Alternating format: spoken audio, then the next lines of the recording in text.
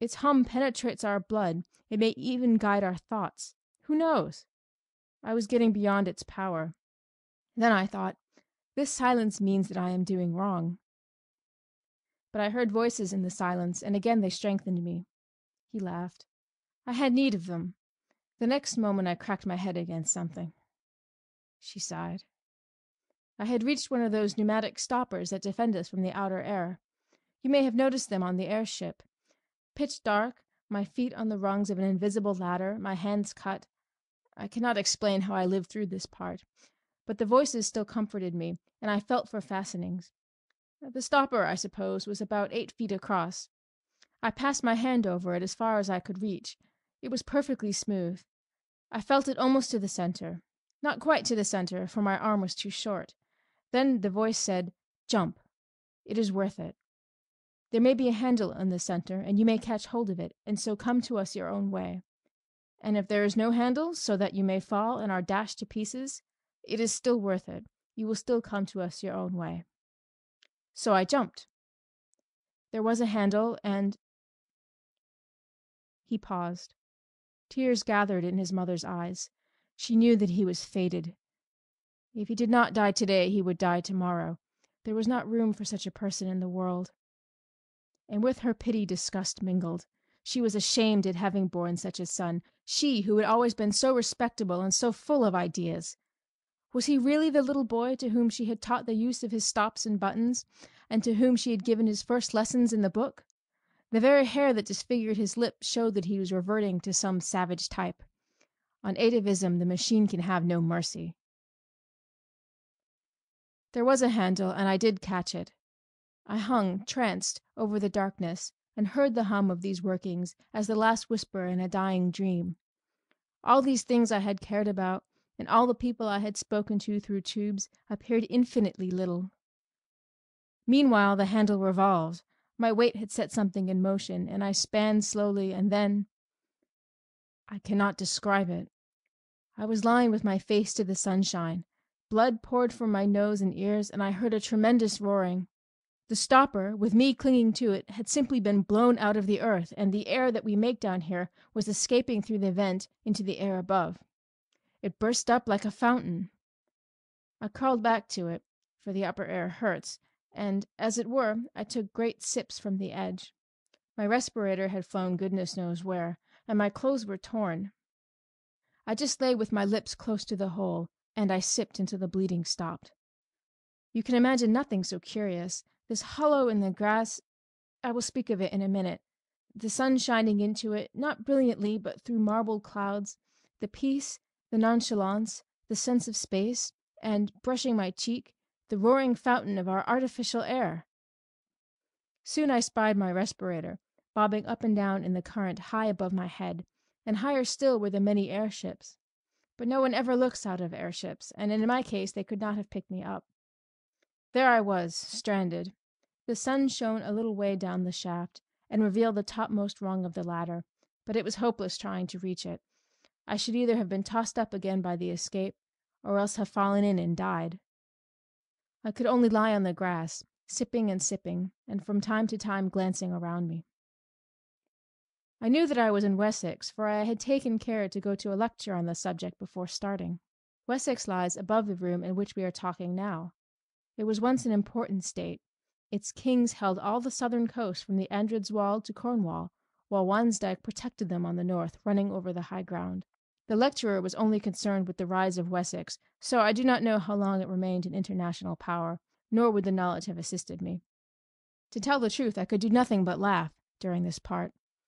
There was I, with a pneumatic stopper by my side, and a respirator bobbing above my head, imprisoned, all three of us, in a grass-grown hollow that was edged with fern. Then he grew grave again. Lucky for me that it was a hollow, for the air began to fall back into it, and to fill it as water fills a bowl. I could crawl about. Presently I stood. I breathed a mixture, in which the air that hurts predominated whenever I tried to climb the sides. This was not so bad. I had not lost my tabloids, and remained ridiculously cheerful. And as for the machine, I forgot about it altogether. My one aim now was to get to the top, where the ferns were, and to view whatever objects lay beyond. I rushed the slope. The new air was still too bitter for me, and I came rolling back after a momentary vision of something gray. The sun grew very feeble, and I remembered that he was in Scorpio. I had been to a lecture on that, too. If the sun is in Scorpio and you are in Wessex, it means that you must be as quick as you can, or it will get too dark. This is the first bit of useful information I have ever got from a lecture, and I expect it will be the last. It made me try frantically to breathe the new air, and to advance as far as I dared out of my pond. The hollow filled so slowly. At times I thought that the fountain played with less vigor. My respirator seemed to dance nearer the earth. The roar was decreasing. He broke off. I don't think this is interesting to you. The rest will interest you even less. There are no ideas in it, and I wish I had not troubled you to come. We are too different, Mother. She told him to continue. It was evening before I climbed the bank. The sun had very nearly slipped out of the sky by this time, and I could not get a good view. You, who have just crossed the roof of the world, will not want to hear an account of the little hills that I saw, low, colorless hills. But to me they were living, and the turf that covered them was a skin, under which their muscles rippled, and I felt that those hills had called with incalculable force to men in the past, and that the men had loved them. Now they sleep, perhaps forever. They commune with humanity in dreams. Happy the man, happy the woman, who awakes the hills of Wessex, for though they sleep, they will never die. His voice rose passionately. Cannot you see, cannot all your lecturers see, that it is we who are dying, and that down here the only thing that really lives is the machine? We created the machine to do our will, but we cannot make it do our will now. It has robbed us of the sense of space and of the sense of touch. It has blurred every human relation and narrowed down love to a carnal act. It has paralyzed our bodies and our wills, and now it compels us to worship it. The machine develops, but not on our lines. The machine proceeds, but not to our goal.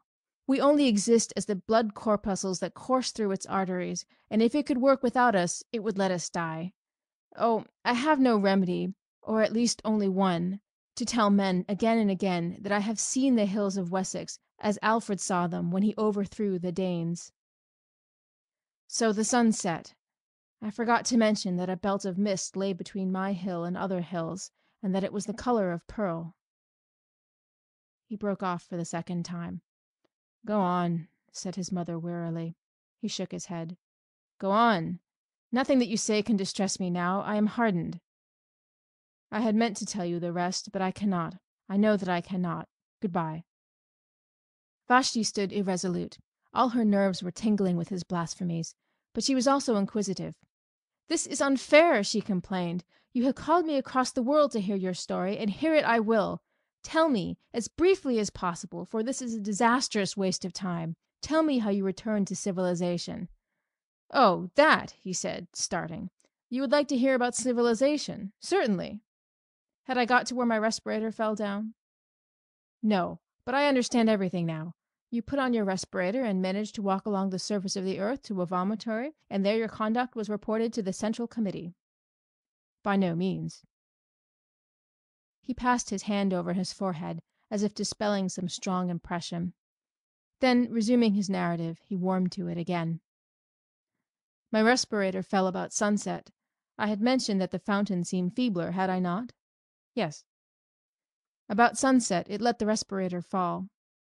As I said, I had entirely forgotten about the machine, and I paid no great attention at the time, being occupied with other things. I had my pool of air, into which I could dip when the outer keenness became intolerable, and which would possibly remain for days, provided that no wind sprang up to disperse it.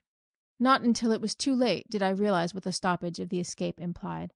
You see, the gap in the tunnel had been mended. The mending apparatus was after me. One other warning I had, but I neglected it. The sky at night was clearer than it had been in the day, and the moon, which was about half the sky behind the sun, shone into the dell at moments quite brightly. I was in my usual place, on the boundary between the two atmospheres, when I thought I saw something dark move across the bottom of the dell and vanish into the shaft. In my folly I ran down. I bent over and listened, and I thought I heard a faint scrapping noise in the depths. At this, but it was too late, I took alarm. I determined to put on my respirator and to walk right out of the dell, but my respirator had gone.